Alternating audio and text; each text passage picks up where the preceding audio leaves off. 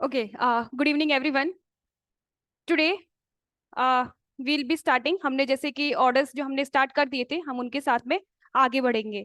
उससे पहले there would be some questions that you need to answer. सबसे पहले आप मुझे ये बताइए, which provision of the CPC gives exemption to the judicial officers from arrest? Which provision of the CPC gives exemption to judicial officers from arrest? 130? No. 135.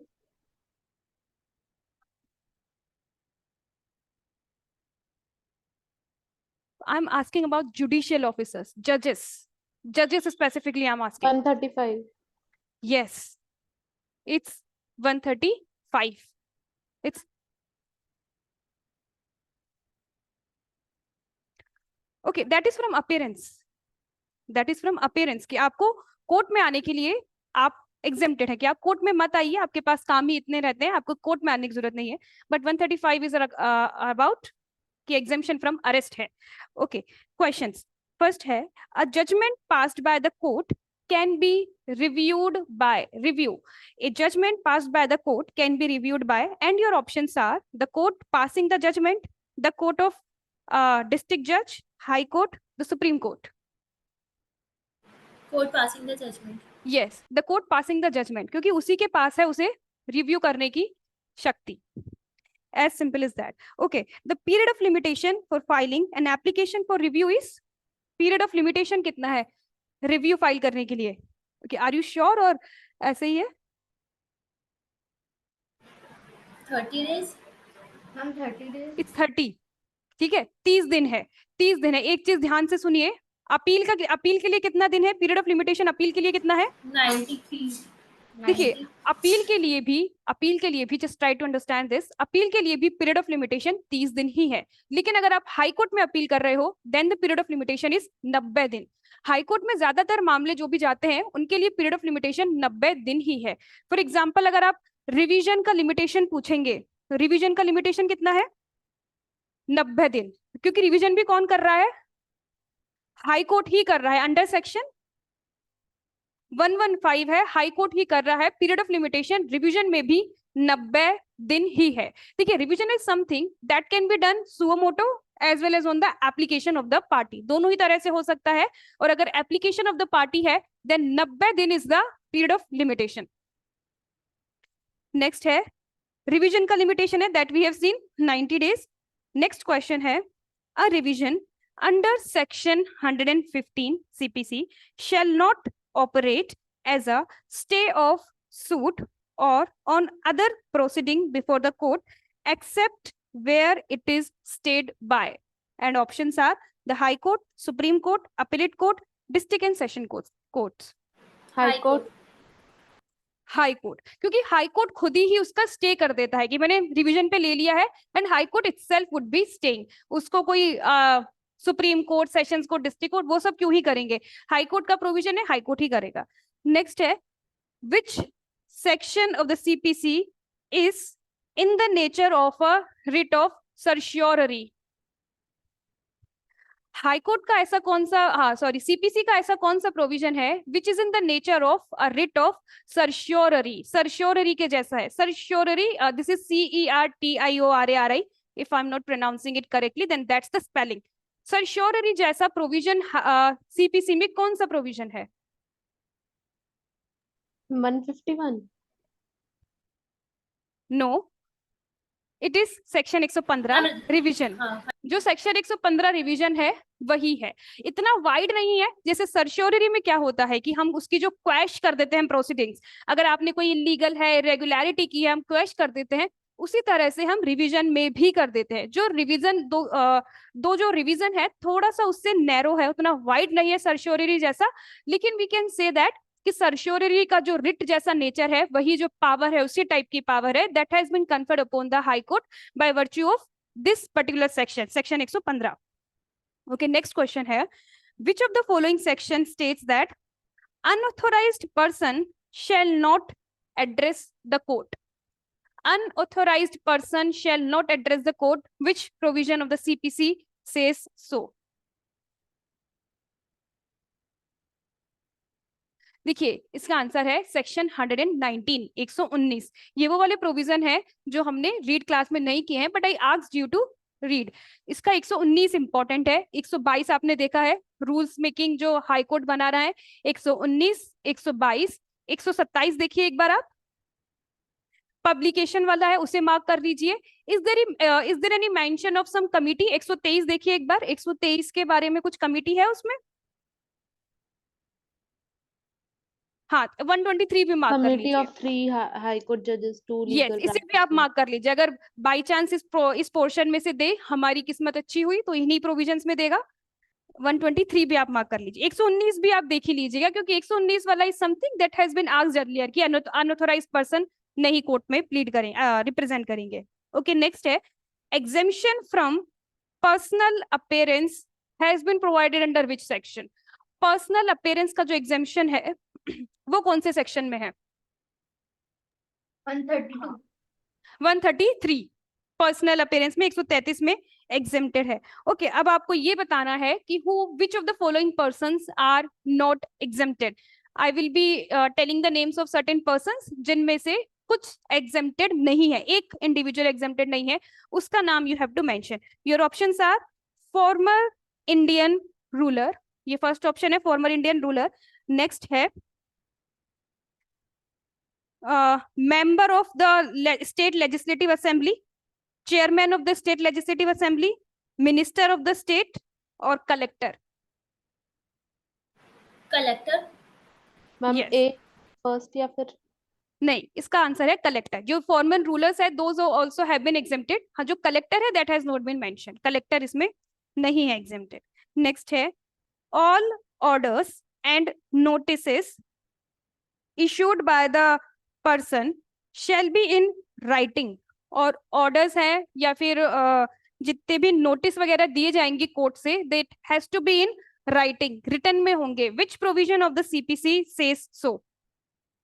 Maybe 142। yes, this is section 142 says this कि जो भी आपके orders हैं, notice हैं, they have to be in the writing। okay, next question है affidavits to be filed in court can be। ये question है बस, affidavits to be filed in court can be dash और and your options are authenticated by ministers of state, authenticated by ministers of state first option, second cannot be authenticated except by the judge presiding second option, third है authenticated by a judge, magistrate और a notary third है option, और fourth option है authenticated bye an advocate. कौन authenticate करता है affidavits को? सी। सी जज, magistrate, notary officer. Yes, and which section talks about it? Yes, section 139 of the CPC talks about it and this is important. वो mains में भी कभी कभार पूछ लेते हैं इसके बारे में, एफिडेविट्स को ऑथराइज्ड करने के लिए। ओके, नेक्स्ट क्वेश्चन है according to section 145 CPC a surety, ये इतना ही क्वेश्चन है। According to section 145 CPC a surety dash, option first है may render himself personally liable। हम बात कर रहे हैं यहाँ पे श्योरिटी की लाइबिलिटी का, देखिए, और सेक्शन 145 टॉक्स अबाउट इट।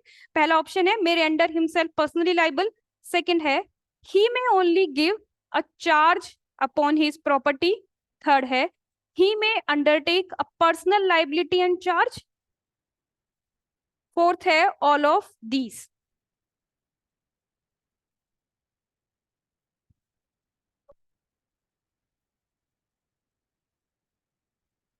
हाँ हाँ, यस, जो भी श्योरिटी की लाइबिलिटी है वो सेक्शन 145 में सारी ही उसकी लाइबिलिटी बन सकती है, किस हद तक उसने लाइबिलिटी अपनी ली है। ऑल ऑफ दिस इसका आंसर रहेगा। नेक्स्ट है the power of court to correct clerical और arithmetical mistakes in judgment, decree और ऑर्डर। ये क्वेश्चन है बस, the power of the court to correct clerical और arithmetical mistakes in judgment, decree और ऑर्डर डैश, ऑप्शंस रहेंगे may at any time be exercised by court on its own, second है may at any time be exercised on an application, third है either of above and fourth है none of the above. Either of above, court खुद से भी कर सकता है और एप्लीकेशन ऑफ द पार्टी भी उसमें हो सकती है, तो it is both. Okay, which section talks about this amendment? 152. Okay, and 153 is about, yes, general power of amendment है। Procedural. ओके, नेक्स्ट है, which of the following deals with the power to amend decree और order when appeal is summarily disposed of in the CPC? Yes, 153A. Okay, which provision of CPC is related to joinder of cause of action? Order to Rule 3. Yes, order to rule 3 talks about joinder of causes of action. Okay, देखिए, today we'll be starting with order 6 से हम start करेंगे, order 6 से। I hope आपको जो order 1 है that is clear. Order 1 just talks about the parties to suit. Plaintiff कौन रहेगा, डिफेंडेंट कौन रहेगा, उनका एडिशन है, कौन कौन पार्टीज बन सकती है, as simple as that. Order 2 में हमने देखा था कि किस तरह से आपको जो फ्रेमिंग ऑफ सूट है उसके बारे में, ऑर्डर 2 में रूल 2 हमारा इंपॉर्टेंट हो गया था, ठीक है, wherein we have also talked about कि जो भी आपके ऑब्जेक्शंस होते हैं that has to be taken at the earliest opportunity, first instance और before the settlement of issues. Which provision says that, which rule?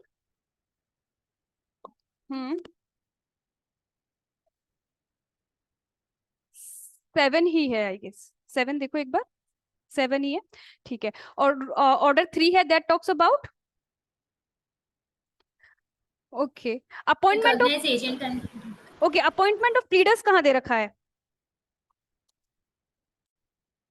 Order 3 में? कौन सा रूल है?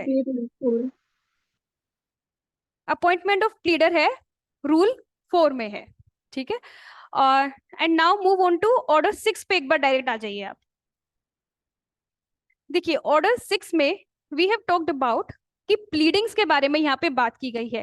प्लीडिंग्स कुछ भी हो सकती है, कुछ भी इन द सेंस कि it might be the written statement और it might be the plaint. Plaint के लिए हमारा जो ऑर्डर रहेगा दैट वुड बी, और रिटर्न स्टेटमेंट के लिए हम 8 अलग से पढ़ेंगे। जो भी हम अभी ऑर्डर 6 में रूल्स पढ़ेंगे वो रूल्स कैसे हैं, जनरल है, कि आप जब भी प्लीडिंग्स फाइल करते हो ये रूल्स जनरल है, इस तरह से आपको फाइल करनी है। Okay, rule 1 says that, pleadings को जो डिफाइन किया है वो रूल 1 में है, which says that pleadings include plaint and the written statement. Come to rule 2, rule 2 says that कि प्लीडिंग्स किस तरह की होंगी, मटेरियल फैक्ट्स आपको बताने हैं। मटेरियल फैक्ट्स क्या होते हैं? फैक्टा प्रोबेंडा, यस, फैक्टा प्रोबेंडा होते हैं, फैक्टा प्रोबेंशिया नहीं होते हैं। ओके, आपको कभी आपका जो क्लेम है that has to be sums में भी लिखना होगा, फिगर्स में भी लिखना होगा, वो सब भी इस तरह के जनरल रूल्स ही हैं। रूल 3 है दैट टॉक्स अबाउट, अपेंडिक्स ए है उसमें, अपेंडिक्स ए में फॉर्म है, रूल 3 हो गया। रूल 4 व्हाट डज इट से? रूल 4 पर्टिकुलर्स क्या क्या रहेंगे। देखिए, जब भी आपको अनड्यू इन्फ्लुएंस है, अनड्यू इन्फ्लुएंस, फ्रॉड, मिसरिप्रेजेंटेशन, ये वाली चीजें अगर आप आपकी प्लीडिंग में प्लीड कर रहे हो then you have to mention the particulars कि किस तरह से हुआ था, कि डेट और टाइम आपको थोड़ा सा बताना है। जैसे हम चार्ज भी फ्रेम करते हैं, if you would be remembering, कभी हम मैनर भी बताते हैं कि किस तरह से किया गया था अगर हम चार्ज उसको फ्रेम करते हैं। तो इस तरह से यहाँ पे पर्टिकुलर्स जो है वो हमें रूल 4 में बताने पड़ते हैं। रूल 5 इज अगेन रिपीट, वो हमें नहीं करना है। रूल 6 व्हाट डज इट से? एनी कंडीशन प्रेसिडेंट, जैसे कि जो रूल 6 है दैट वुड बी सेइंग कि कोई भी अगर कंडीशन प्रेसिडेंट है then that has to be distinctly, आपको अलग से उसमें प्लीडिंग में मेंशन करनी है। रूल 7 है that would be important, which talks about departure, कि डिपार्चर आपका ऐसे ही नहीं होगा, for departure there has to be amendment, तरह आप डिपार्चर कर सकते हो। डिपार्चर मींस कुछ आपको इनकंसिस्टेंट अगर प्लीडिंग लेनी है then is that is possible only by way of departure.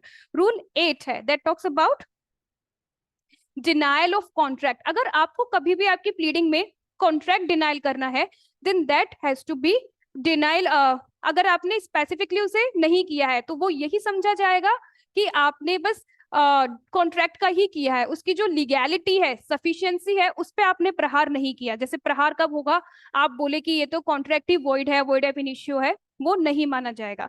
देखिए, जब भी आप इस वाले प्रोविजन को याद करें प्लीडिंग्स को, एक चीज ये समझना, प्लीडिंग्स को लिखना प्लेंट को ड्राफ्ट करना, रिटर्न स्टेटमेंट को ड्राफ्ट करना इज एन आर्ट। वो एक आर्ट ही है जो केवल लॉयर्स ही कर सकते हैं। लॉयर्स को जो भी ये विद्या दी जाती है इन दीज 5 years और 3 years जो भी कोर्स आपने किया है, उस तरह से प्लीडिंग्स ड्राफ्ट होती है। तो that is why these rules have been specifically given कि आप इसी तरह से अपनी जो प्लीडिंग्स है उन्हें ड्राफ्ट कीजिए। ऐसा नहीं है कि कोई भी इंडिविजुअल कैन ड्राफ्ट दिस, ये एक कला है। और इस कला के क्या क्या रूल्स हैं, those have been given under this order 6। ठीक है, नेक्स्ट कौन सा रूल आएगा? 9। रूल 9 है दैट टॉक्स अबाउट, ओके देखिए, इफेक्ट ऑफ डॉक्यूमेंट अगर आपको बताना है तो ये नहीं कि आप उसको पूरा डॉक्यूमेंट को ही आप बताना लग गए। इफेक्ट ऑफ डॉक्यूमेंट है एज प्रिसाइसली एज आप बता दीजिए उसमें क्या लिखा है। The contents of document are immaterial, आप उसे मत बताइए। Okay, rule 10 that talks about malice और नॉलेज है वो भी आपको ब्रीफली ही बताना है। ये नहीं कि आप पूरा फैक्ट्स और सर्कमस्टेंसेस ही बताने लग गए कि मैंने उसे नोटिस दिया था, मैंने ऐसे किया था, इस वजह से उसे पता होगा। नहीं, बस बता दीजिए कि मेलाइस है, नॉलेज है। Then rule 10 that talks about, rule 11 क्या है? नोटिस। ओके, नोटिस भी अगर होगा तब भी आपको ब्रीफली ही बताना है, ब्रीफली एज ए फैक्ट ही बताना है, जब तक की जरूरत नहीं है उसे पूरा आपको एक्सप्लेन करने की। देन रूल 13, ओके देखिए, हमने देखा है जो कॉन्ट्रैक्ट होते हैं that can B implied also. अगर तो आपको इम्प्लाइड कॉन्ट्रैक्ट को कैसे आप प्रूव करोगे? लेटर्स से करोगे, कम्युनिकेशन से करोगे कि इस तरह से हमारा कॉन्ट्रैक्ट बना था, तो उनको भी आपको ब्रीफली ही बताना है और आपको जनरली ही उन उन लेटर्स को उनको रिफर करना है, ये नहीं कि आप डीपली उन्हें बताए जा रहे हो। Okay, rule presumption of law, जब भी कोई भी प्रिजम्पशन है आपके फेवर में तो यू नॉट नीड कि आप उसे बताएंगे, आप ही के फेवर में, अच्छी बात है।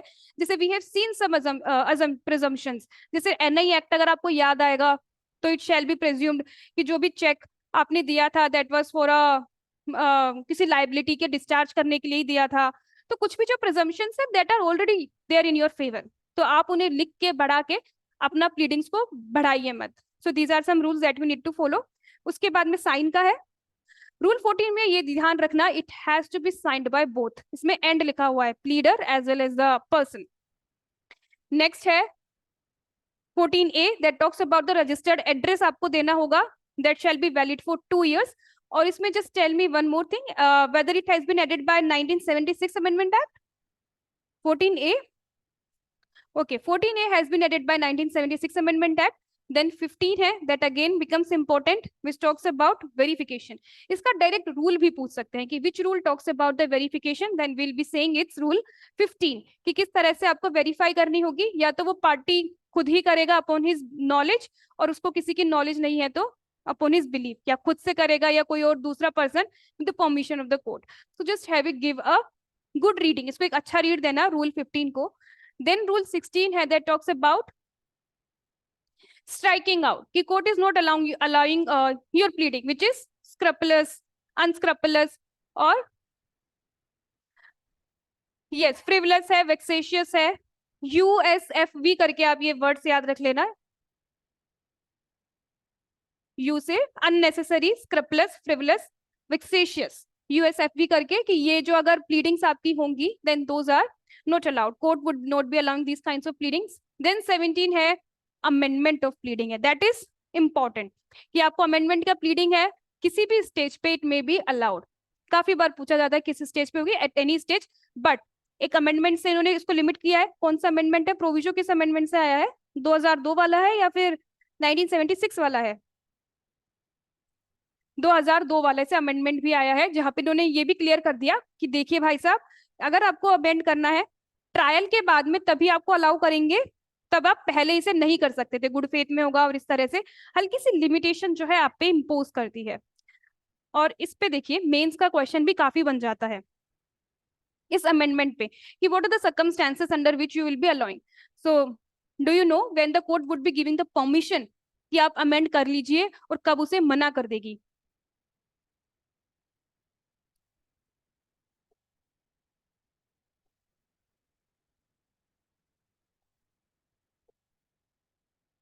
देखो this was the case that you can cite जब भी आपसे पूछा जाए कि what are the circumstances under which the court would be allowing you कि आप प्लीड को अमेंड कर दीजिए प्लीडिंग्स को, और कब नहीं करेगी। तो इसके कुछ कुछ ग्राउंड्स है।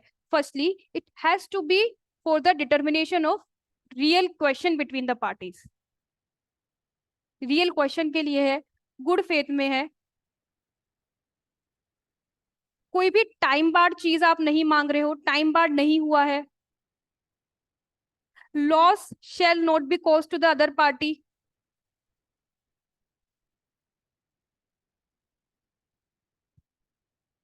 तो ये सारे सर्कमस्टेंसेस अगर फुलफिल होंगे then only you would be allowed to amend your pleading.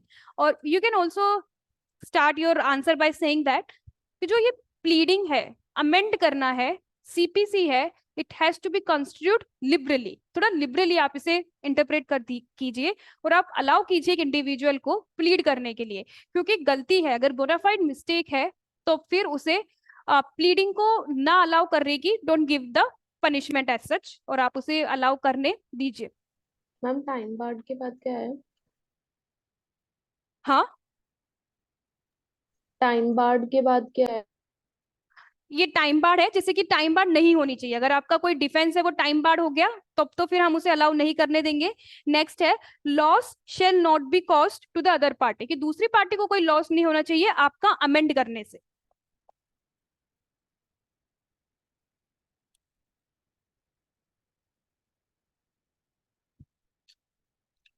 इसमें और आप लिख सकते हैं शुड नॉट बी इनकंसिस्टेंट और न्यू, पहले से बिल्कुल भी इनकंसिस्टेंट ना हो, इनकंसिस्टेंट ना हो, न्यू ना हो। न्यू मीन्स कि एकदम ही चेंजिंग है, चेंजिंग नेचर की हो।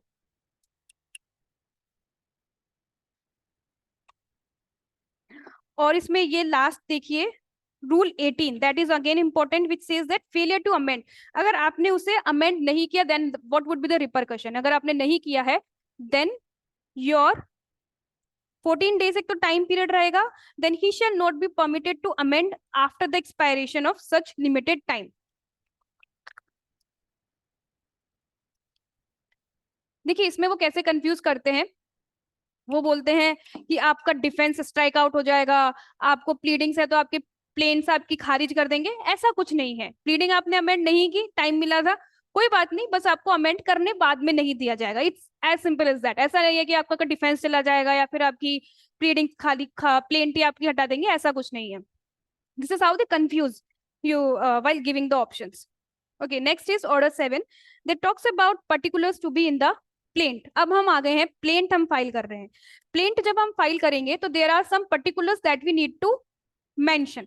सबसे पहले हम क्या लिखेंगे, देखिए this is as simple as that. As simple as that का मीन्स कि आप जब भी सीपीसी के ऑर्डर्स लर्न करेंगे just try to learn it in a story. सबसे पहले आपकी पार्टीज टू द सूट आ गई, फ्रेमिंग ऑफ द सूट आ गई, अपेयर कौन कौन होगा, इंस्टीट्यूट कर दिया आपने सूट, समन्स जा रहे हैं, आपको प्लीडिंग्स के बारे में बता दिया। अब आपको हम बता रहे हैं प्लेंट, अब आप हैं वादी, जैसे वादी मीन्स प्लेंटिफ। अब आप अपनी सूट लेके जाएंगे तो लिखेंगे ही उसमें, इसको किस तरह से ड्राफ्ट करनी है वो इसमें रूल्स है आपको बता दिए। सबसे पहले इसका जो रूल 1 है इट सेज दैट पर्टिकुलर्स क्या क्या होंगे। पर्टिकुलर्स में सबसे पहले तो आप कोर्ट ही बताओगे कि कोर्ट कौन सा है, फिर आप उसमें प्लेंटिफ खुद की डिटेल्स है, डिफेंडेंट की डिटेल्स रहेंगी, उसके बाद में माइनर है या फिर अनसाउंड माइंड है तो आप वो बता दीजिए कि आप माइनर अनसाउंड माइंड है। उसके बाद में cause of action, this is important, E आ जाएगा इसमें, ए बी, इसे क्लोज वाइज लर्न करना। कॉज ऑफ एक्शन, देखिए कॉज ऑफ एक्शन बताना बहुत ही जरूरी है, क्योंकि कॉज ऑफ एक्शन से अगर मान लीजिए आपकी प्लेंट को रिजेक्ट हमें करना होगा कि कॉज ऑफ एक्शन ही नहीं है, कॉज ऑफ एक्शन को बताना जरूरी है। साथ ही में ये भी बताना है आया कब था कॉज ऑफ एक्शन, एंड इसकी जो डेट है वो भी, क्योंकि अगर मान लीजिए लिमिटेशन के दायरे के बाहर है तब हम इसे रिजेक्ट भी तो करेंगे वो 11 में। तो ये दोनों चीजें आप क्लोज वाइज से लर्न करना, cause of action and date. आगे बताइए क्या रहेगा। जुरिसडिक्शन है, कोर्ट का जुरिसडिक्शन है, that also you need to mention. उसके बाद relief has to be specifically mentioned. उसके बाद सेट ऑफ और काउंटर क्लेम अगर आपने कर दिया है देन रेलिंक्विशमेंट।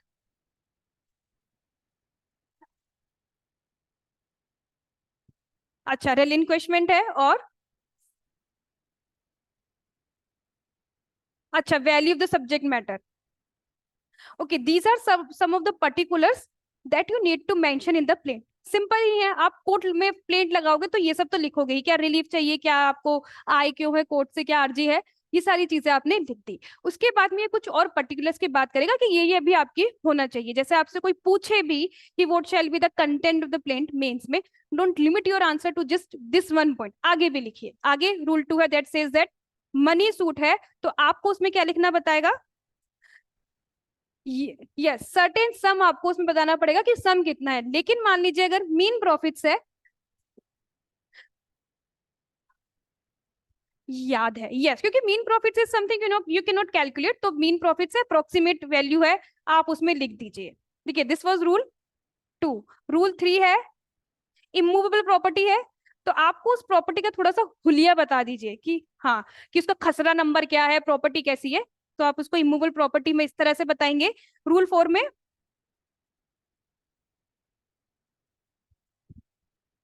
हम्म, हाँ, यस, अगर plaintiff is suing as a representative तो उसको ये बताना होगा कि he has done all those things which would enable him to file as a representative, तो आपको रिप्रेजेंटेटिव है. देन रूल 5 है कि डिफेंडेंट का क्लेम बनता है, क्लेम बनता है इन द सेंस कि defendant has to be tried, यही है. देन रूल 6 है that would be talking about limitation से अगर बाहर है तो आप प्लीज वो भी बता दीजिए कि लिमिटेशन से अगर बाहर है, ग्राउंड्स आपने कौन से लिए हैं, बिकॉज इट्स सफिशिएंट ग्राउंड्स. जो सेक्शन कंसिस्टेंट कैसे ग्राउंड्स, हाँ हाँ ठीक है, तो वही उसमें ग्राउंड्स हैं, वही रहेंगे रूल 6 में. Okay, which section of the limitation it talks about कि सफिशिएंट कॉज होगा तो आपको हम लिमिटेशन के दायरे के बाहर भी है, then we will be allowing you. Sufficient cause आपको शो करना होता है, sufficient cause. Okay, have you studied limitation act. Limitation act में ओके, सेक्शन 3 क्या था लिमिटेशन एक्ट का. Bar to institute a further suit if it is time barred. Okay, section 4. If the court is closed, then the next day when the court reopens. Okay, और section 5. Condonation of delay. यस, Condonation of section delay. 5 is condonation of delay. That says that कि अगर मान लीजिए वो केवल appeal पे ही applicable है, अपील या फिर application other than the application of execution है, तो उसी पे केवल एप्लीकेबल है, तब आपको बता देना कि लिमिटेशन के दायरे से अगर बाहर है कि सफिशिएंट कॉज है, तो वो सब आपको बताना पड़ेगा. तो this is that. Now rule 7 that talks about the relief. देखिए, इसे कैसे याद रखना है, दिस इज ऑर्डर 7. तो ऑर्डर 7 का जो रूल 7 है दैट इज मोस्ट इंपॉर्टेंट, कि रिलीफ ही तो प्लेंट अगर आप फाइल करोगे तो आपको रिलीफ के लिए ही कर रहे हो, तो रिलीफ आपको जितने भी चाहिए, जैसे भी चाहिए, that has to be stated specifically. और अगर दो हैं तो अलग अलग से उन्हें अलग तरीके से distinctly you have to mention कि this is the relief that you seek from the court. Okay, rule 8 it talks about yes, अगर ये सेपरेट ग्राउंड्स पे हैं तो सेपरेट ग्राउंड्स आपको अलग से उसमें मेंशन करना पड़ेगा. जैसे एक टेनेंट का एग्जांपल लीजिए, आपको टेनेंट को भगाना है, भगाना means eviction of the tenant चाहिए. उसने 2-4 गलतियां की है. एक गलती तो उसने ये की खुद का अपना कंस्ट्रक्शन चालू कर दिया, एक गलती उसने की सबलेट भी कर रहा है. दो दो आपके ग्राउंड्स हैं, दोनों आप अलग से मेंशन कीजिए. This is how you would B mentioning separate grounds. इसीलिए कहा जाता है कि माइट एंड ओट वाला जो रेस जुडिकाटा में है, उसमें बोलेंगे आपसे कि आपके पास अगर 2 ग्राउंड्स है तो 2 को आप अलग से उसमें मेंशन करके लिखिए ना. अगर आपके पास ग्राउंड है सारे लिखिए, अगर आपने नहीं लिखा है तो ये माना जाएगा कि वेव ऑफ है, फिर बाद में मत आना दूसरा ग्राउंड लेके. Now come to rule 9. This is important कि अगर आपकी एक्सेप्ट हो गई तो आपको क्या करना होगा. यस, जितने डिफेंडेंट है उतनी कॉपीज, क्योंकि अब सबके पास एक एक जाएगी. क्या चीज, 7 दिन ऐसा, हाँ 7 डेज में, within 7 days you have to file the copies as much as defendants are there. और अगर आपने ऐसा नहीं किया तो, अगर आपने ऐसा नहीं किया then your plaint shall be liable to be rejected under rule 11 में ही. रूल 11 में ही आपकी रिजेक्ट हो जाएगी अगर आपने ऐसा नहीं किया तो. Now rule 10 that talks about return of plaint. देखिए, हम कभी कभी रिटर्न कर देते हैं. रिटर्न करने का पर्पस क्या है, जैसे मान लीजिए आपने किसी कोर्ट में लगाई है, कोर्ट के पास या तो जुरिस्डिक्शन नहीं है या फिर कोई दूसरा ऐसा कॉज है कि जिससे आपको लग रहा है कि रिटर्न करनी है, then the court would be returning it. और अगर जो प्लेंटिफ है उसको आपने बताओगे आप कि हम उसको रिटर्न कर रहे हैं। 10A I am talking about, 10A and 10B भी है, 10A है विच सेज दैट कि अगर मान लीजिए आप रिटर्न भी कर रहे हैं तो प्लेंटिफ वुड बी, प्लेंटिफ को आपने बता दिया तो प्लेंटिफ क्या बोलोगे कि अच्छा ठीक है आप हमें रिटर्न तो कर रहे हैं, प्लीज आप कोर्ट को बोल रहा है कि कोर्ट आप प्लीज एक आप ऐसी डेट मेंशन कर दीजिए ना कि जब हम उसे दूसरे कोर्ट में जाएंगे तब हम कोर्ट में अपीयर हो जाए, और आप इसका नोटिस प्लीज डिफेंडेंट को भी दे दीजिए ना, जिससे क्या होगा कि उसको समन्स नहीं भेजने पड़ेंगे फिर से। It shall be deemed to be sufficient summon कि डिफेंडेंट को भी चला गया। तो this is how they would be going to that court, वो जो कोर्ट है जहाँ पे कोर्ट उनको बोलेगा वहां पे वो प्रोड्यूस हो जाएंगे। This was rule 10A। Rule 10B की अगर हम बात करें तो रूल 10B है दैट स्टेट्स दैट कि आप चाहे तो ये वाली जो पावर है इसको आप अपील में भी एक्सरसाइज कर सकते हैं। अपील मीन्स कि इसकी अपील होती है इस ऑर्डर की, जैसे आपके मान लीजिए रिटर्न कर दिया है तो ये एक ऑर्डर ही है, return of plaint is an order but it's an appealable order. आपने अपील की है, अपील वाला कोर्ट बोल रहा है कि बात तो सही है, बात तो सही है मीन्स रिटर्न तो होगी आपकी प्लेंट, तो फिर आप अपीलेट कोर्ट को भी बोल सकते हो कि कोर्ट प्लीज आप वो डेट फिक्स कर दो ना, डिफेंडेंट को बोल दो ना, कोर्ट कर देगा। So this was about rule 10A and rule 10B। देखिए इसका फायदा क्या होता है, इसको रिक्वेस्ट करने का लिमिटेशन में आपको फायदा मिल जाता है। लिमिटेशन में कैसे, अगर वो बोलेगा कि अभी जैसे मान लीजिए आपने कोर्ट ए में लगाई थी और लास्ट ही दिन था लिमिटेशन का, और अगर आप कोर्ट बी की ये रिटर्न कर दी इसने, तो जब आप कोर्ट बी में लगाओगे तो क्या होगा, it is out of the period of limitation. तो ये कोर्ट क्या करता है, जो भी इसको ऐसे रिटर्न की है तो ये वाला जो टाइम पीरियड है वो एक्सक्लूड हो जाता है। तो this is how it helps in the limitation, और it has to be read with section 14। Section 14 of the limitation act है, आप उसको उसके साथ रीड कर सकते हैं। Now we are talking about rule 11। देखिए रूल 11 में क्या होता है, हम उसे रिजेक्ट कर देते हैं सामने की सामने ही। उसके कौन कौन से ग्राउंड्स रहेंगे, सबसे पहला तो उसका ग्राउंड क्या रहेगा, if it does not disclose any cause of action, कोई बात ही नहीं बन रही है, किस चीज का आप केस लेके आए हैं, आपकी रिजेक्ट हो गई। दूसरा इट सेज दैट आपने Relief claim this undervalued. Under valued है, और जब हमने आपको कहा कि आप इसे वैल्यू इसका ठीक कर दीजिए तब भी आपने ठीक नहीं की तो आपकी रिजेक्ट हो जाएगी। नेक्स्ट है Insufficiently stamped. stamped. Stamp paper, देखिए जब भी हम कोर्ट में फाइल करते हैं स्टैम्प पेपर हमें लगाना पड़ता है, 110 रुपए का, 10 रुपए का ऐसे होते हैं। 110 के लगाना था स्टैम्प पेपर, आपने 10 का लगा दिया, और आपको जब बोला कि ठीक कर दीजिए नहीं किया, रिजेक्शन। डी वाला क्या है, डी वाला is important, Barred by any law. Apparent और बार्ड बाय लॉ। इसमें एक चीज आप ये समझिएगा, it says that apparently, apparently ही लग रही है बार्ड बाय लॉ है, then only it shall be rejected. अगर हमें लगे कि हमें फैक्ट्स एंड सर्कमस्टेंसेस में घुस के देखना पड़ेगा कि whether it's barred by law और not, then it won't be rejected. अगर आपको अपेरेंटली लग रहा है then only you can reject under this particular head. Okay E, एक में तो फेलियर ऑफ कॉपीज है, ओके डुप्लीकेट वाला लास्ट है कि if it has not been filed in the duplicate, और ई वाला कि जब आपने ये कॉपीज नहीं भेजी है। रूल 9 वाली, ओके रूल 9 वाली आपने जो कॉपीज आपको भेजी, बोला था भेजने के लिए, वो भेजी नहीं, तब भी आपकी रिजेक्ट हो जाएगी। ठीक है, देखिए इसमें लिमिटेशन को करके पूछा जाता है कि limitation is a question of fact और it's a question of law, क्योंकि इसमें जो ये बार्ड बाय है, अपेरेंटली बार्ड बाय लॉ जब हमने किया था कि apparently it's barred by law, तो जैसे लिमिटेशन मान लीजिए किसी चीज की 3 साल है, just understand this with the help of an example. किसी चीज की लिमिटेशन 3 साल है, साफ ही हमें कॉज ऑफ एक्शन में लग रहा है कि 3 साल पहले कोई कॉज ऑफ एक्शन आया था, आपने विद इन 3 साल नहीं किया, तो इट्स बार्ड बाय लॉ। लेकिन कभी कभी क्या होता है, you are to given some exemptions, जैसे अगर आप सेक्शन 18 याद करोगे लिमिटेशन एक्ट का, उसमें आपको एग्जम्पशन मिलता है कि आपने एक्नॉलेज कर लिया, तो वहां से नया लिमिटेशन चालू होगा, तो एक क्वेश्चन उठ जाए कि वेदर यहाँ पे एक्नॉलेज हुआ था या नहीं हुआ था। तो ये जो क्वेश्चन ऑफ लॉ के अलावा क्वेश्चन ऑफ फैक्ट भी हो गया, तब हमें फैक्ट्स देख के पता करना पड़ेगा कि whether it's barred by law और नॉट। तो अपेरेंट होगा तभी, just give the focus on this particular word apparent, apparent होगा तभी आपकी यहाँ पे बार्ड होगी। ओके नेक्स्ट क्या रूल है इसका,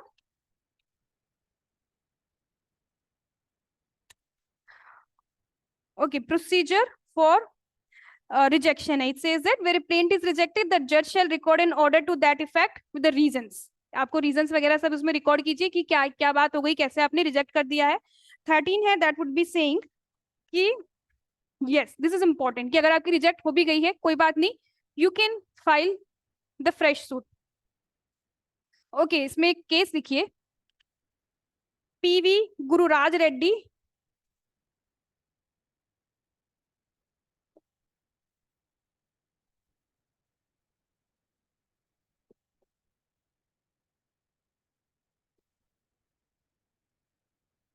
पीवी निर्धा रेड्डी। देखिए इस केस में ये बोलने की कोशिश की गई थी कि जब भी आप प्लेंट को रिजेक्ट करते हो तो don't be so quick while rejecting the plaint. जो आपकी जो रिजेक्शन ऑफ द प्लेंट है that's a drastic power, it has to be used in the exceptional circumstances.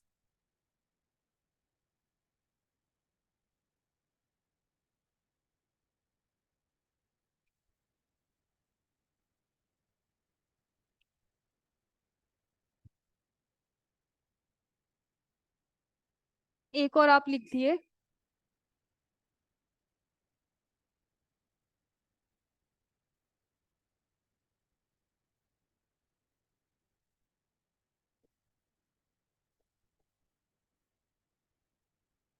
Kuldeep Singh versus Ganpat Lal. इस वाले केस में what do we mean by cause of action that was defined? Cause of action क्या होता है? Cause of action refers to a bundle of facts which is necessary for the plaintiff to prove.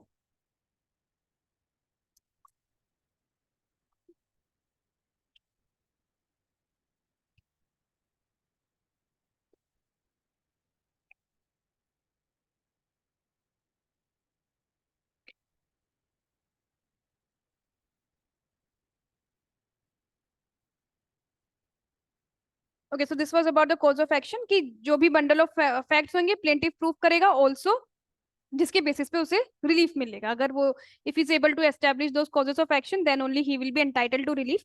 Okay, rule 12 we have seen. Next है rule 13 which says that, okay, rule 13 also we have seen. Documents relied in plaint.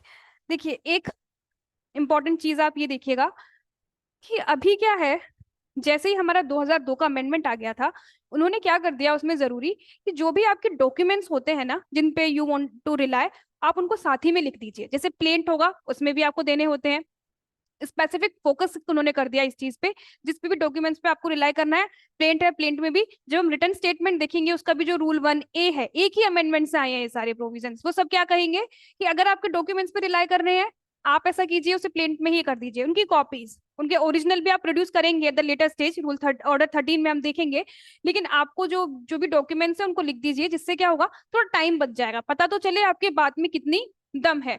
तो इस वजह से 1999 का amendment, जिसका पूरा purpose speedy recovery, speedy disposal ही था केसेस का, उसको ध्यान में रखते हुए ये सारे अमेंडमेंट्स किए, और एक डॉक्यूमेंट वाला भी मेजर इसमें अमेंडमेंट था। विल सी कि हर जगह ही ये डॉक्यूमेंट्स का वो लिखेंगे, प्लेंट में लिख दिया, रिटर्न स्टेटमेंट में भी वो लिखेंगे। तो यहाँ पे 14 में इन्होंने लिख दिया है इस अमेंडमेंट को करके कि आपके ये डॉक्यूमेंट्स है, इसे आप लिख दीजिए। Suits on lost negotiable instruments, अगर आपका नेगोशिएबल इंस्ट्रूमेंट जो है, जैसे कि मान लीजिए चेक ही था वो खो गया है, अब आपको पैसे चाहिए, तो आप क्या करेंगे, जो जितना वो खो गया जिसका अमाउंट है एज ए सिक्योरिटी आप कोर्ट में रख देंगे, कि अगर आपने ऐसे कोर्ट में रख दी उसका जो अमाउंट है सिक्योरिटी, तो इट शैल बी डीम्ड कि आपने जो नेगोशिएबल इंस्ट्रूमेंट है उसी को ही आपने कोर्ट में रख दिया है, सिक्योरिटी है। अब जैसे मान लीजिए 3 महीने का, इतने महीने का ही टाइम होता है उसका नेगोशिएबल इंस्ट्रूमेंट का, 3 महीने तक रहेगा, फिर बाद में वापस आप पैसा अपना ले लेना। तो this was about this negotiable instrument. Next है rule 17, the plaintiff shall produce the book और account at the time of filing together with the copy the court.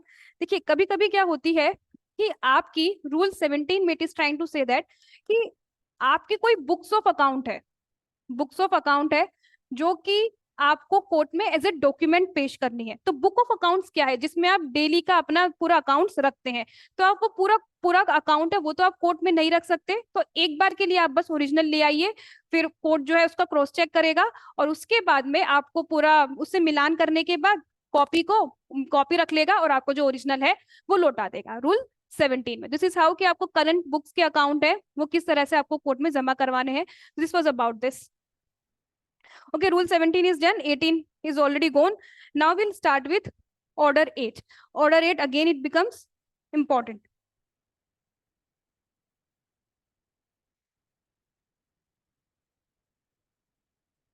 Okay, rule 1, what does it say? Yes, 30 दिन में you have to file this written statement plus 90 days from the date of service of summons है. Okay 90 days from the date of service of summons. देखिए जब भी आपसे question पूछे कितने दिन में फाइल करना होता है, 30 दिन is the answer. 30 days from the date of service of summons is the answer. If it specifically asks कि अगर 30 day में नहीं कर पाए, then within how many days it shall be served, then 90 days from the date of service of summons. हमेशा जो date लिखी हुई है वो देखना. And if you fail to do that, तब भी कोई बात नहीं. ऐसा नहीं है कि आपका जो डिफेंस है उसको हटा ही देंगे. दो जो इसका रूल 10 है, रूल 10 इसका क्या है? देखिए इसको रूल वाइज याद करना है. इसका जो रूल 10 है that you need to know rule wise, कि इसका जो रूल 10 है इट सेज दैट अगर आपने नहीं किया है तो क्या होगा, आपको आपके अगेंस्ट जजमेंट आ जाएगा. लेकिन ये जो पावर है इतना ड्रास्टिकली कोर्ट उसे यूज नहीं करती है. इस पावर को हमेशा कोर्ट आपको, जैसे कि वी हैव ऑलरेडी सीन कि how we do interpret it, liberally हम करते हैं. इसका आप एक केस लिखिए, संग्राम सिंह वर्सेस इलेक्शन ट्राइब्यूनल. इसका बस इतना ही कहना है इस पर्टिकुलर केस का कि जो ये है प्रोसीजरल लॉ है, this CPC is a procedural law, और आप उसे कैसे इंटरप्रेट करेंगे, लिबरली करेंगे. हम इस केस के रेफरेंस टाइम एंड अगेन देते रहेंगे, संग्राम सिंह वर्सेस इलेक्शन ट्राइब्यूनल. क्योंकि देखिए फर्स्ट ऑफ ऑल तो हमने स्टार्टिंग में दे ही दी, उसके बाद में जब हमने प्लीडिंग्स के अमेंडमेंट की बात कर रहे थे, हमने वो केस तो देखा ही था, गंगा राय वैसे विजय कुमार वाला केस तो देखा ही था कि उसमें भी हमने आपको अमेंड करने के लिए दे दिया था. हमने आपको उसकी जो परमिशन थी हमने दे दी थी, प्रोवाइडेड आप कुछ सर्कमस्टेंसेस हमें प्रूव कर दे. यहाँ पर भी ऑर्डर 8 में भी if you have failed to file the return statement within 30 days और एक्सटेंशन टाइम में, और आप कोर्ट को कोई सॉलिड रीजन दे दे, solid reason means valid reason, if you have given us कि this was the reason by which I could not file the return statement in time, then the court considering it would allow you to file the return statement on such next day which the court permits. उसके अलावा हमने inherent power में भी देखा है कि court के पास वैसे भी इनहेरेंट पावर है ही. तो this is how we interpreted. आगे भी हम देखेंगे, जैसे कि मान लीजिए एक्स पार्टी डिग्री आपके खिलाफ आ गई हो, उसको भी आपने सेट असाइड करवाना है, तब भी कोर्ट थोड़ा सा लिबरल होके आपको अलाउ कर देता है. So this is the case that you can use at multiple places, कि this is how we interpret this CPC. Okay now come here. Now order 8 है, यहाँ पे ये चीज बोलती है कि इट्स ओके, अगर आपने कोई वैलिड रीजन बता दिया तो चल जाएगा. इसका वो सेलेम एडवोकेट वाला केस है, वही इसका है, Salem advocate bar association versus Union of India. Now rule 2 that says particular grounds करके आएगा, पर्टिकुलर्स करके, जैसे कि मान लीजिए आपको बताना है कि मेंटेनेबल ही नहीं है, सूट आपकी मेंटेनेबल ही नहीं है, लिमिटेशन के दायरे से बाहर है, कॉन्ट्रैक्ट है वो डिस्चार्ज हो चुका है, इस टाइप के, कि वो सारी चीजें जिसके बिना तो आप चुप रह ही नहीं सकते, लाइक दोज आर समथिंग कि नेचुरली सबसे पहले बोलनी चाहिए, तो वो आपको सबसे पहले उसमें स्टेट करनी ही होगी. रूल 3 बोलो, denial has to be specific. जो भी उसने, जैसे मान लीजिए अगर आपने किसी का रिटर्न स्टेटमेंट देखा भी होगा, then what they do is, अगर आपसे एक चीज बोली है उसको डिनाई कीजिए, दूसरी चीज बोली है उसको डिनाई कीजिए. ऐसे नहीं कि साथ में एक ही लाइन में बोल दो मैं कुछ नहीं मानता, नहीं ऐसा नहीं. जो जो उसने प्लेंट में बोली है आपको एक एक चीज को मना करनी होगी. Denial has to be specific, एक एक चीज को एक एक बार करके you will be denied. Okay rule 4, evasive. Evasive भी ना हो कि मैं नहीं मान रहा, इन चीजों को नहीं मानना, जनरल भी नहीं, it has to be specific. और अगर आपने, फिफ्थ है स्पेसिफिक, स्पेसिफिक डिनाइल. इन तीनों का एक ही जैसा है कि किस तरह से यू वुड बी डिनाइंग. अगर आपको ये 3 4 5 ऐसे करके याद भी नहीं है, रूल 1 आप याद रखना, और रूल 6A वाले जो हम देखेंगे वो सब याद रखना. ठीक है. नाउ इट सेज दैट कि स्पेसिफिक अगर नहीं होगा तो फिर आपको एक्सेप्टेड मान लिया जाएगा, इसलिए आप अच्छे से उसको मना कीजिएगा. नाउ रूल 7, रूल 6 है very important, you already know it. Set of है, यहाँ पे जिस सेट ऑफ की बात की गई है दैट इज, हाँ मनी सूट होनी चाहिए a certain amount. A certain amount means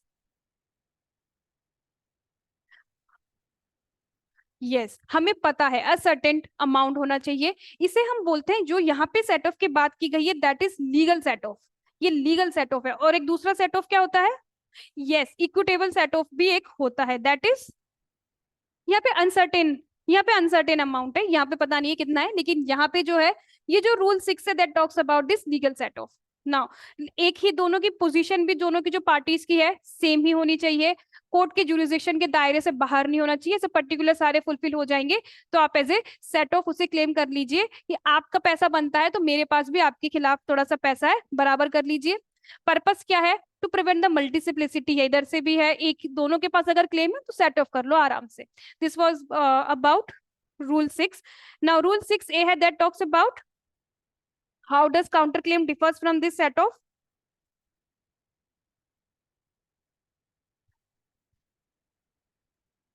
yes वो आपका एक कॉज ऑफ एक्शन अलग से ही होता है।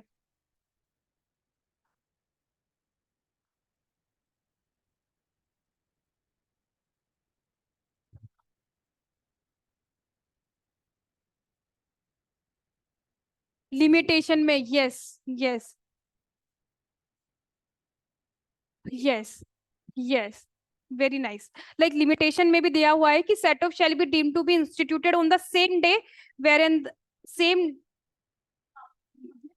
जिस दिन प्लेंट इंस्टीट्यूट हुई थी सेट ऑफ के लिए, और प्लेंट हुई थी, और काउंटर क्लेम जिस दिन माना जाएगा जिस दिन वो काउंटर क्लेम आपका इंस्टीट्यूट हुआ है। So this is what has been given under the limitation act also. देखिए इसमें 6 के बाद कुछ एग्जाम्पल्स हैं, those examples are very important, जो भी उसमें थर्ड फोर्थ एग्जाम्पल है वो तो बहुत ही इंपॉर्टेंट है, उनको एक बार आप पढ़ लेना, क्योंकि एग्जाम्पल्स डायरेक्टली यहाँ से उठा के that would be produced in your question paper, वो डायरेक्टली ही पूछ लेते हैं, क्योंकि कभी है कि ए और बी है, दो लोग हैं, वो सेट ऑफ केवल एक का ही करवाना है तो वो हो पाएगा कि नहीं, वो सब आपको एग्जाम्पल्स हैं वो देखने हैं। 6A से 6G तक है काउंटर क्लेम के, दैट टॉक्स अबाउट कि दूसरा कोई काउंटर क्लेम है, कोई दूसरा इंडिविजुअल है वो कैसे काउंटर क्लेम लेके आ रहा है दूसरे कॉज ऑफ एक्शन पे बेस्ड है, तो वो किस तरह से होगा। इसमें जो चीज आपको ध्यान में रखनी है, पहला आप ये देखिए 6A के 1976 अमेंडमेंट से ही आया है,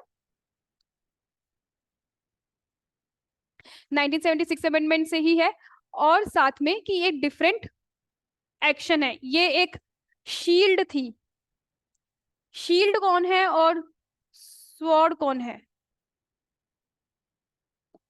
इन दोनों में से शील्ड कौन है और स्वॉर्ड कौन है।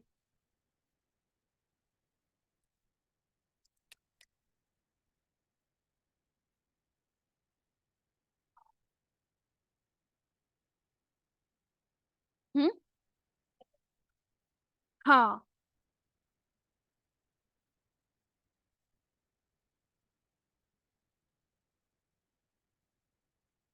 देखिए उस तरह से मत लीजिए, इसे वैसे लीजिए, शील्ड मतलब कैप्टन अमेरिका कैसे वो शील्ड अपनी रखता है तो उसे बचा रहे हैं हम, शील्ड, और स्वॉर्ड को आप ऐसे वार करने के लिए लीजिए, तो शील्ड हमारा हो जाएगा सेट ऑफ, कि हम इसे एज ए सेट ऑफ, हम शील्ड की तरह हम इसे यूज कर रहे हैं, और स्वॉर्ड होगा हमारा काउंटर क्लेम, क्योंकि काउंटर क्लेम में हम क्या कर रहे हैं, हमारे पास एक दूसरा हथियार है आपके लिए, कि आपकी सूट भले ही बिखर जाए मीन्स डिसमिस हो जाए, जो हमारी जो सूट है वो चलती रहेगी, सो दिस इज स्वॉर्ड, हमारा काउंटर क्लेम स्वॉर्ड रहेगा और ये शील्ड रहेगा सेट ऑफ।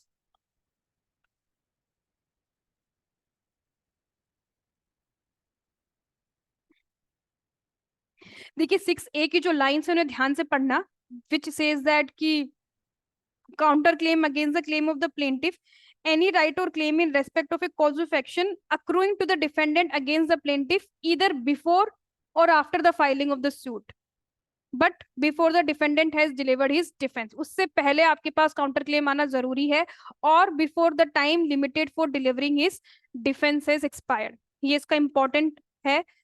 नेक्स्ट आप देखेंगे रूल 7, रूल 7 है which says that where the defendant relies upon several distinct grounds of defense or set off है founded upon separate distinct, they shall be stated as separately and distinctly। देखिए rule 8 पढ़िए, rule 8 में है any ground of defense which has arisen after the institution of the suit or the presentation of the written statement claiming a set off or counter claim may be raised by the defendant or plaintiff as the case may be in his written statement.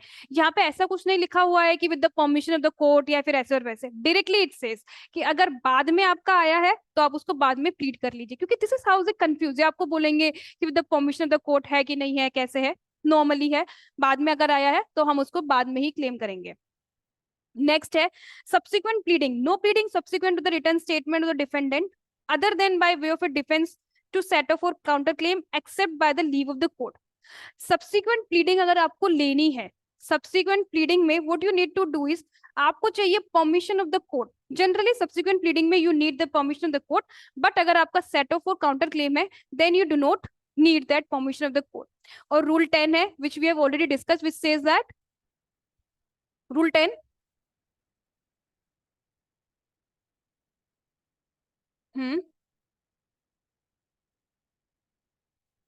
हाँ, अगर आपने rule 1 में और या फिर rule 9 में जो आपने परमिशन ली थी कि हम इसे अमेंड करेंगे और फिर कर भी नहीं रहे और कुछ आपने किया नहीं है, एक्शन नहीं लिया है, then the judgment shall be pronounced against you. लेकिन वी हैव ऑलरेडी डिस्कस्ड, हाँ हाँ यस, इतना क्विक होके हमें उनको नहीं जजमेंट उनकी अगेंस्ट प्रोनाउंस कर देना है, क्योंकि नेचुरल जस्टिस के भी अगेंस्ट हो जाता है ना। ऑर्डर 9 है that talks about appearance of the parties and consequence of their non appearance. देखिए ऑर्डर 9 है, एकदम ही इजी गोइंग ऑर्डर है, बताते जाइए। रूल 1 में जस्ट सिंपली सेज आपके लिए कोई डेट फिक्स की थी, आना है, पार्टीज को आना है, क्योंकि और डेट तुमको दी किस लिए है, आने के लिए ही दी है। रूल 2 है which says that yes defendant इसमें नहीं आया है, लेकिन गलती किसकी है, प्लेंटिफ की ही है, इसने समन्स ही नहीं दिए, तो सूट को क्या करेंगे हम, डिसमिस कर देंगे। रूल 3 में प्लेंटिफ भी नहीं आया, डिफेंडेंट भी नहीं आया, सूट डिसमिस। ओके, रूल 4 में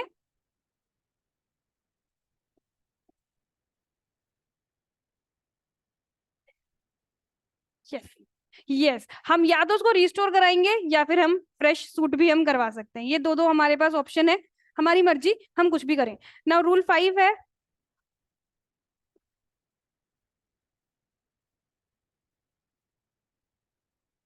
यस यस इसमें क्या हुआ है, रूल 5 में आपको बोला था कि सर्विंग ऑफिसर ने आपको बता दिया था कि भाई साहब देखिए आपने जो सम्मन भिजवाए थे वो वापस आ गए, क्योंकि हमें उसका घर ही नहीं मिला और आप 7 दिन तक बैठे ही हुए हैं, कुछ एक्शन ही नहीं ले रहे हैं, then also your suit shall be dismissed.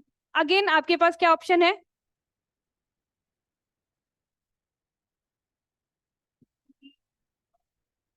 Yes okay उसे भी आप उसे रिस्टोर करवा सकते हो। Okay, does it also give the option of filing the fresh suit? 5 नहीं है। ओके तो ये केवल रिस्टोरेशन के लिए ही यहाँ पे रहेगा है। ओके तो आप या तो रिस्टोर करवाइए या फिर you can also file a fresh suit. यहाँ पे भी आप, ये दोनों ऑप्शन है आपके पास, आराम से एंजॉय करके आप अवेल कर सकते हैं। Now come to rule 6 that says okay A में है एक्स पार्टे, एक्स पार्टे ही है, अगर प्लेंटिफ आ गया है डिफेंडेंट गायब है। बी में उसके पास समन्स ही नहीं पहुंचे, समन्स और समन्स नहीं पहुंचे तो उसको समन्स भेजे जाएंगे। समन्स भेजो भाई, समन्स क्यों नहीं भेजे, समन्स तो भेजे थे लेकिन हुआ क्या, टाइम ही नहीं मिला, समन्स का टाइम नहीं मिला। Then also what would happening कि आपको उसको सफिशिएंट टाइम है वो हम उसे वापस देंगे। नाउ देखिए इसमें ये हमेशा याद रखना, ये जो रूल 6 है, बाकी कुछ आपको याद रहे या ना रहे, रूल 5 में ये 7 डेज है, ये याद रख लेना। ओके नेक्स्ट रूल, हाँ यस यस एडजेंट हो गई थी, अब आए हैं डिफेंडेंट जी, बता रहे हैं कि this was the cause, sufficient था, ओके ठीक है मान लिया। रूल 8 में क्या हुआ है, yes this is important, this is important, plaintiff थे खुद ही नहीं आए हैं, डिफेंडेंट बेचारा आ गया है, प्लेंटिफ नहीं आए हैं, आपकी जो सूट है डिसमिस, और you shall also be prevented from filing the fresh suit on the same cause of action. Rule 9 says this, you shall be prevented from filing the fresh suit of yes। देखिए जो section 12 याद कीजिए, section 12 क्या था, section 12 CPC section 12 bar to file dress suit if it is barred by rules, barred by any rule. Yes this is one example कि barred by rules हमने आपको कर दिया। ये रेस जुडिकाटा का एक रूल का एक एग्जांपल है कि आप आए नहीं, आपको डिफेंडेंट बेचारा आ गया है, आप ही नहीं आए हैं, तो फिर आप मत कीजिए। But you have an option, you can restore it. Restore, आप रिस्टोरेशन आप इसका करवा सकते हैं, अंडर रूल 9 ही है। Does it also talk about this? Okay, rule 10, 11, 12, 10, 11, 12 है। इट सेज दैट बहुत सारे प्लेंटिफ हैं, कोई एक आ जाइए। 10, 11 है, बहुत सारे डिफेंडेंट हैं, कोई एक आ जाइए। रूल 12 है, इट सेज दैट अगर आप में से किसी को एक को पर्टिकुलरली हमने बुलाया था कि आप ही को आना है, 4-5 है, एक को बुलाया था, नहीं आ रहे हैं, तो क्या होगा? सेम ही एक्शंस होंगे जैसे ये वाले हो रहे थे। ठीक है, this is how it shall be seen. This was rule 12। Rule 13 important, what does it से? ये रूल वाइज याद करना, रूल 13।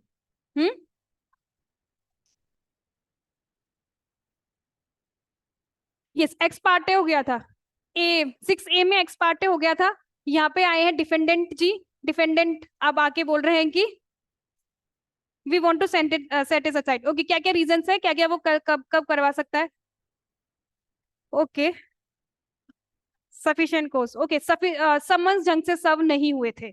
ठीक है, ये भी वो चीज बोलेगा कि समन्स ही मुझे ढंग से नहीं दिए थे और उसने सफिशिएंट कॉज है वो शो कर दिया।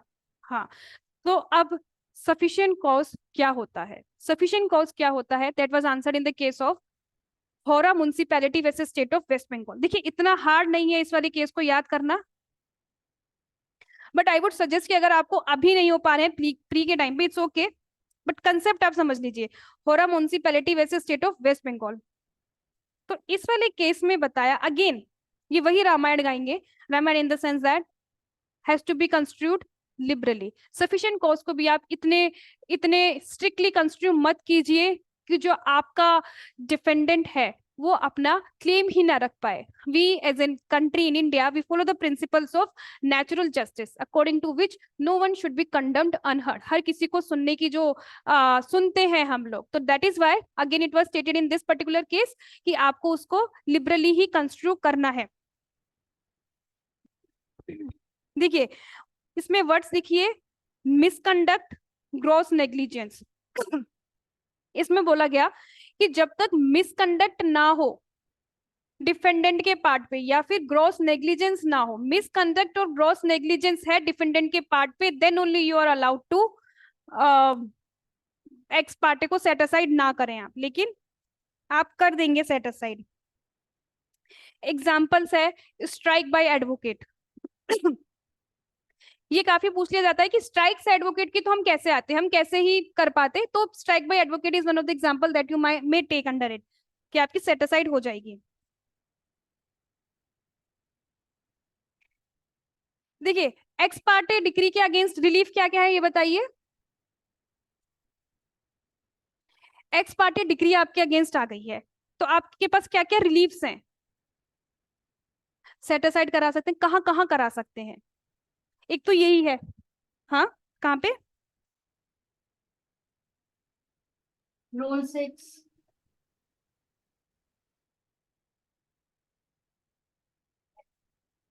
7 में? From Order 9, Rule 6.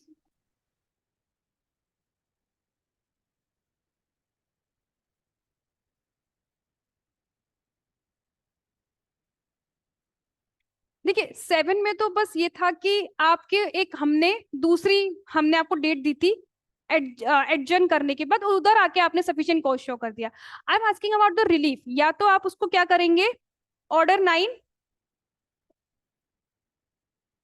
रूल 13 है, ठीक है, या फिर आप क्या करेंगे, उसकी अपील भी तो आप कर सकते हैं। ठीक है, अपील आप उसकी कर सकते हैं। अपील कहाँ पे करते हैं? 96 Clause 2. 96 क्लॉज 2 में अपील जो हम करते हैं, आप उसकी अपील ही कर दोगे, क्योंकि वैसे तो ऑर्डर है लेकिन अपीलेबल ऑर्डर है। यस, 96 क्लॉज 2 में आप उसकी अपील कर सकते हैं। और आप क्या कर सकते हैं, रिव्यू। रिव्यू है, रिव्यू हमेशा रहता ही है, ज्यादातर रहता ही है, रिव्यू है, आप उसका रिव्यू भी कर सकते हैं। So these are some remedies which are available. Review के लिए प्रोविजन बिल आप लिख सकते हैं, ऑर्डर 47 रूल 1। या फिर आप क्या कर सकते हैं, हाई कोर्ट में जाके आर्टिकल 227 में आप इसके लिए बोल सकते हैं। नेक्स्ट आप कर सकते हैं फ्रॉड के बेसिस पे आप दूसरी सूट ही फाइल कर सकते हैं, द बेसिस ऑफ फ्रॉड। जैसे मान लीजिए आप डिफेंडेंट थे और जो आपका प्लेंटिफ था उसी ने आपको जोर जबरदस्ती से पकड़ लिया था मींस कि because of the fraud of your plaintiff you could not file it, because of the fraud of the plaintiff you could not come. तो आप एक दूसरी सूट फाइल करेंगे कि आप उसको जो ऑर्डर था उसे आप सेट असाइड कर दीजिए। ये वाला जो क्वेश्चन है that they do ask time and again कि क्या क्या आपके पास रेमेडी है, अपील कीजिए, 227 में जाइए, रिव्यू में जाइए, ये सब आप कर सकते हैं। जब हम ऑर्डर 9 रूल 13 का एक्सप्लेनेशन भी पढ़ेंगे देन इट सेज दैट कि अगर मान लीजिए आपने कोई अपील फाइल कर दी थी, पहले आपने अपील फाइल की थी और आपकी जो अपील थी वो डिसमिस हो गई थी, तब आप फिर इसमें नहीं जा सकते ऑर्डर रूल 913 में। ठीक है, फिर से आप उसमें नहीं जा सकते। अगर आपने विड्रॉ कर ली थी अपील तब अलग बात है, लेकिन अगर वो डिसाइड हो गई थी और आपको उसने मना कर दिया तो फिर आप यहाँ नहीं जाएंगे। Is it understandable? ये वाली जो चीज है। इसके अलावा एक इसमें चीज ये भी समझिए कि अभी जो रिसेंटली इन्होंने बोला है कोर्ट ने कि ये जो सारी रेमेडीज है these are concurrent. Concurrent means हाँ एक दूसरे के साथ चलती है। कंकरेंट जुरिसडिक्शन देखा है जैसे कि साथ में ये अगर आपको 4-5 रेमेडी मिली हुई है तो साथ ही में चल सकती हैं। रेस सब जुडिस का जो रूल है that shell not be applicable, क्योंकि रेस सब जुडिस का ऐसा होता है कि एक ही रिलीफ में आप जगह पे हो रहे हो। यहाँ पे ऐसा नहीं है, डिफरेंट रिलीफ्स हैं हमारे पास, ये भी रिलीफ है वो भी रिलीफ है, इतने सारे रिलीफ है, तो हम एक साथ ही दूसरे कोर्ट में हम लगा सकते हैं। This is what it was said, concurrent इसका नेचर रहेगा। और रूल 14 है विच सेज दैट नोटिस आप उसको भी दे दीजिए, दूसरी पार्टी को आप उसे सेटिस्फाइड करें तो उसको दीजिए। हम केवल ऑर्डर 11 तक आज करेंगे, it might exceed the class might exceed for 5 to 10 minutes. देखिए ऑर्डर 10 है, व्हाट डज इट से? Examination of the parties. देखिए फर्स्ट हियरिंग में हम क्या करते हैं, at the first hearing of the suit, हाँ सबसे पहले हम उनको एग्जामिनेशन ही कर देंगे। अब जैसे ये कोर्ट है, अब स्टार्ट हो रहा है मामला, धीरे धीरे जब हम ऑर्डर्स की तरफ आगे बढ़ेंगे, मामला मींस द सूट अब हमारी स्टार्ट होगी। ऑर्डर 10 है that would be talking about the examination of the parties है, उनके ऑरली उनसे पूछेगा कोर्ट एडमिशंस एंड डिनाइल्स दोनों के बारे में कि क्या आप मानते हैं ये भाई साहब कह रहे हैं कि आपने इनकी प्रॉपर्टी पे कब्जा कर लिया था, आपका क्या कहना है? डिफेंडेंट से पूछेगा, हाँ कह रहे हैं ना कह रहे हैं, उनको रिकॉर्ड कर लेगा admissions and denials. Next 1A 1B 1C which were added by, हाँ वो 2002 वाला अमेंडमेंट है उसी से आए थे। तो उन्होंने क्या बोला है, अगर कोर्ट को लग रहा है कि आपको कोई आउट ऑफ कोर्ट सेटलमेंट हो सकता है वहां आपको रिफर कर देगा 1A में। 1B हाँ उसके पास चले जाएंगे, और 1C में वुड बी सेइंग कि अगर वहां जाके लग रहा है कि नहीं भाई ये तो केस ऐसा नेचुरल जस्टिस के, हाँ मतलब हाँ इंटरेस्ट ऑफ जस्टिस के अगेंस्ट है कि यहाँ बात नहीं बनेगी, कोर्ट के पास ही वापस वो डेट लिख देगा, दोनों पार्टीज प्रोड्यूस हो गई। रूल 2,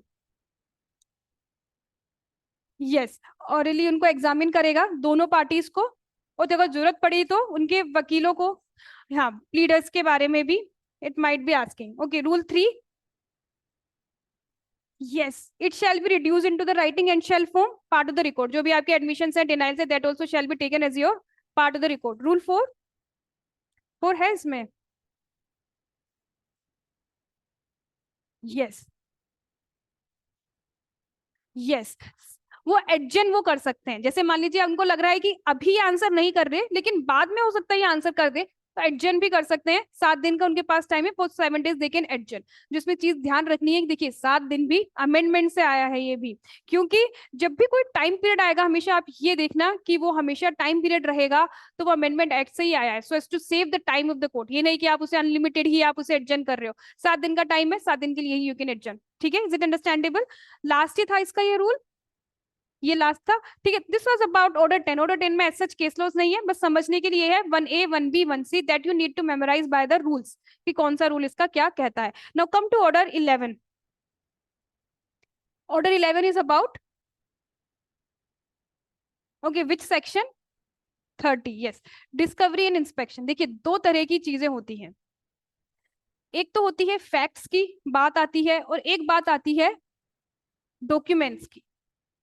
जब भी आपको फैक्ट्स की बात है तब आप क्या सेंड करते हो? इंटरोगेटरीज। जब भी आपको information as to the facts चाहिए, इंफॉर्मेशन आपको चाहिए फैक्ट्स की, तब आप सेंड करोगे इंटरोगेटरीज, और जब आपको चाहिए डॉक्यूमेंट्स की, then you will be sending the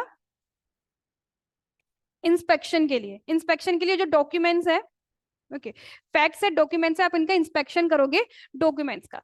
देखिए आजकल जो हमारा सीपीसी है, आजकल इन द सेंस दैट कि अभी के लिए थोड़ा प्रोसेस को इजी और स्पीडी बनाने के लिए हम लोग क्या करते हैं, शुरू में ही पूछ लेते हैं। जैसे मान लीजिए किसी की प्रॉपर्टी की पोजेशन की बात है या फिर किसका ओनर की बात है कि इस प्रॉपर्टी का ओनर कौन है, तो पहले ही वो जो पार्टी होगी उससे पूछ लेगी कि भाई साहब आपके पास कौन कौन से डॉक्यूमेंट्स है, कब आपके पास ये डॉक्यूमेंट आया था, ये सही है क्या, सफिशिएंटली मतलब सारी फॉर्मेलिटीज है क्या, कि आप थोड़ा सा इंटरोगेटरीज भी कर सकते हो। और अगर आपको डॉक्यूमेंट्स की इंफॉर्मेशन चाहिए तो आप इनको इंस्पेक्ट भी कर सकते हो कि आपके पास कौन कौन से डॉक्यूमेंट्स हैं, वो भी आप हमें बता दीजिए। एक चीज और इसे ध्यान में रखना, ये पढ़ने से पहले वो कंसेप्ट जो हमने सुना था कि डॉक्यूमेंट्स की जो लिस्ट होती है, that you have to mention in the plain itself, written statement भी, okay, did we miss that part?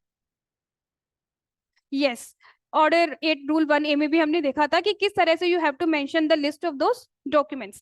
Now rule 1 है दैट वुड बी सेइंग, इसका रूल 1 क्या है, क्या कहेगा कि जो भी आपके पास इंटरोगेटरीज हैं दैट शेल बी सेंट, एक भी पार्टी है दूसरी पार्टी को जो इंटरोगेटरीज है वो बताएगी और ये भी बता देगी कि कौन कौन से आंसर्स हैं उस पार्टी को उसमें देने हैं। रूल 2 है टाइम पीरियड कितना है, कोर्ट के पास जाएगा कि उसे इंटरोगेटरीज करवानी है। हाँ, तो रूल 2 में shall be talking about the time period and that is 7 days का उसका टाइम पीरियड रहेगा। The court would B deciding with in period of 7 days कि वेदर इट शुड अलाउ और not. Now rule 3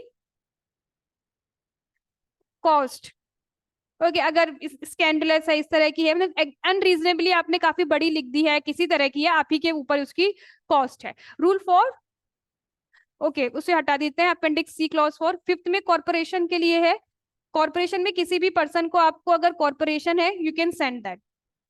okay, rule 6 है that says अगर आपको objections लेने हैं, देखिए एक तो है ऑब्जेक्शंस अगर आपको लेने हैं, then that has to be taken in writing and within, okay, writing in affidavit, कोई टाइम पीरियड मेंशन है उसमें, okay, that has to be taken in writing in affidavit. जब आप अपना आंसर एफिडेविट फाइल करोगे उसी में आप लिख दोगे कि these are the interrogatories that I do not wish to answer. This was rule 6।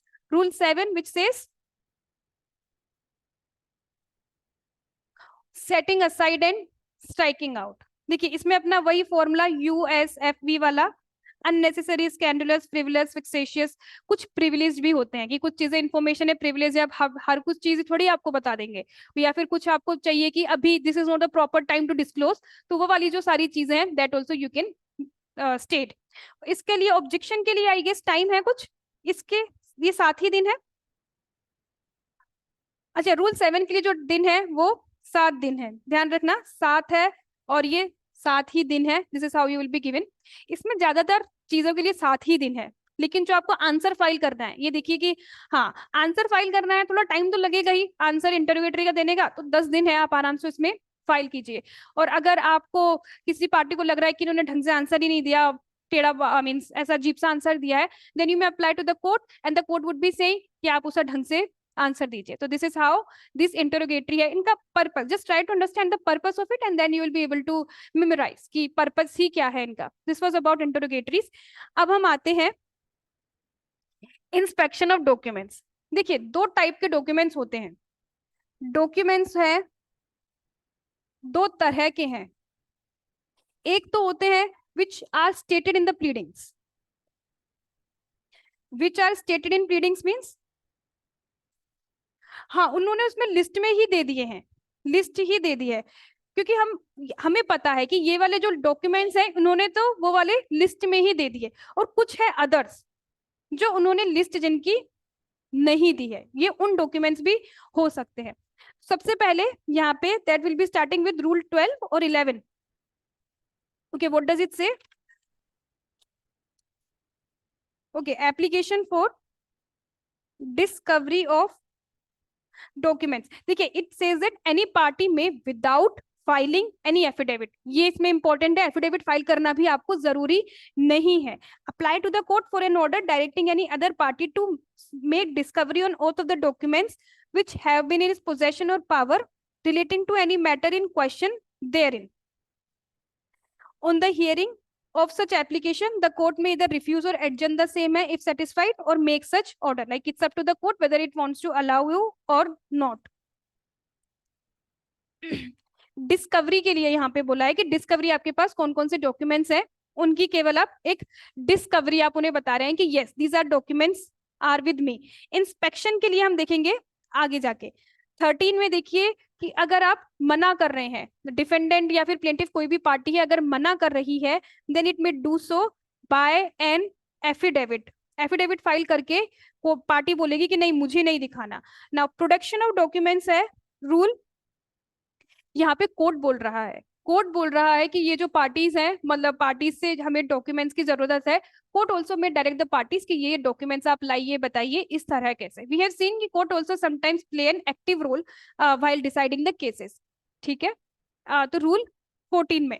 Now rule 15 it talks about the inspection of documents refer to in the pleadings और affidavits. देखिए यहाँ पे जो है ये इंस्पेक्शन के लिए है।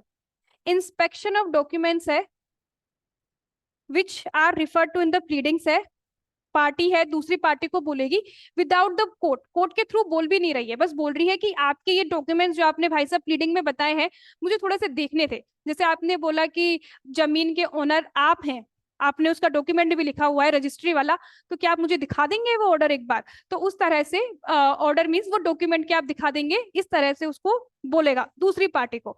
और फिर दूसरी पार्टी है can not say no to that, और अगर आपने नो कहा then you won't be allowed to produce that document in the latter part of the proceedings. आपको मना कर देंगे कि आपने पहले मना क्यों किया था उनको, तो आपको फिर अलाउ नहीं करेंगे, provided you cite some sufficient reason. आपने कुछ ऐसा अच्छा सा रीजन साइट कर दिया कि मैंने इसलिए मना किया था, देन दैट इज एक्सक्यूजेबल। ठीक है, उसके बाद में टाइम कितना दे रखा है, आगे से देख के बताओ कि इसमें जो भी स्टेटेड इन द प्लीडिंग है, rule 17 I guess says so. Okay, what is the time period? Yes, आपको 10 दिन में बताना पड़ेगा जैसे ही आपको ये मिला है, कि जैसे ये दूसरी पार्टी ने कहा ना आपको कि आप बताना जरा कि कैसा है जमीन का पट्टा, मैं भी तो देखूं आपके पास कैसा है, मुझे इंस्पेक्ट करना है, देखना है, इंस्पेक्ट ही करेगा पूरा डॉक्यूमेंट। तो आपको जैसे ही इंफॉर्मेशन मिली उसके 10 दिन के अंदर अंदर, फिर उसका 3 दिन, विद इन 3 दिन से ज्यादा डेट ना हो, और आपको वो जो इन्फॉर्मेशन है वो इंस्पेक्शन के लिए उसे अलाउ करना पड़ेगा। Is it understandable? रूल 17। ना कम टू रूल 18। रूल 18 है, यहाँ पे क्या हुआ, ये अदर्स डॉक्यूमेंट की बात है।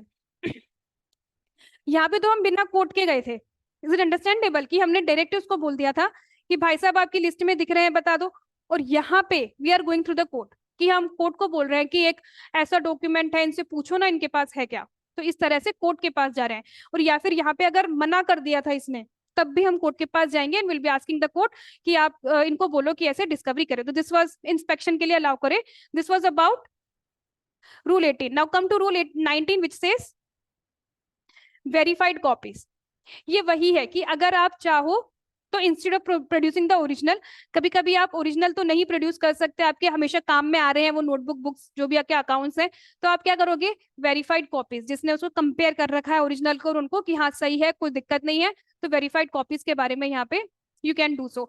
रूल 20 प्री मैच्योर डिस्कवरी क्या होती है, जैसे किसी डिस्कवरी को अलाउ करने से पहले it is necessary to the determination of any right, तो वो जो पहले इशू है वो डिसाइड होगा तभी आपको डिस्कवरी के लिए बोला जाएगा। That is what we mean by this premature discovery. इसका जो रूल है दैट इज इंपॉर्टेंट, रूल 20 आप याद रखना। इसमें ज्यादा से ज्यादा आप कुछ याद रहे ना रहे, ये कहानी से याद रखना एक तो, और एक रूल 20 जो है उससे याद रखना। मैम आप एग्जांपल दे सकते हो प्री मैच्योर डिस्कवरी का? Premature discovery would be something that would be decided after the settlement of issue. Right now, I'm not having any example, but I'll give you like in some other class or tomorrow, jaise bhi hoga, I'll be providing you the example. Okay, now there is this rule 21 which says that is important. Rule 21 bhi aap ek bar dekh lena, wherein party fails to comply with any order to answer interrogatories, अगर वो plaintiff है, be liable to have his suit dismissed. Plaintiff अगर होगा तो उसकी suit dismiss हो जाएगी, और अगर वो डिफेंडेंट होगा तो उसका जो डिफेंस है वो स्टक हो जाएगा। तो this is what about the इसके रिपरकशंस क्या है। देखिए रिपरकशंस केवल इसी में है विच सेज दैट कि आपका प्लेंट वो चला जाएगा और डिफेंस चला जाएगा। प्लीडिंग्स में ऐसा कुछ रिपरकशन नहीं था। प्लीडिंग में अगर आप चेंज करने के लिए आपने बोला था और नहीं किया तो using answers to interrogatories the trial any party made the trial of his suit in his evidence है any one of the answers part of the answers of the opposite party. जो भी आपको आंसर मिले हैं आप उनका क्या करोगे, you can use those at the trial. ठीक है। 23 है this order shall apply to the minor plaintiffs and defendants and to the friends and guardians. आप बस इसमें 21 ध्यान रख लेना, 20 ध्यान रख लेना प्रीमेच्योर डिस्कवरी के बारे में, और तो स्टोरी सी जो है वो याद रखना कि इंटरोगेटरी का 1 है। Okay, with this we finish the class for today. Will be starting with the next orders, so have a look at orders till 20 तक के जो ऑर्डर्स हैं उन पे ध्यान रखना। और बिफोर फिनिशिंग दिस क्लास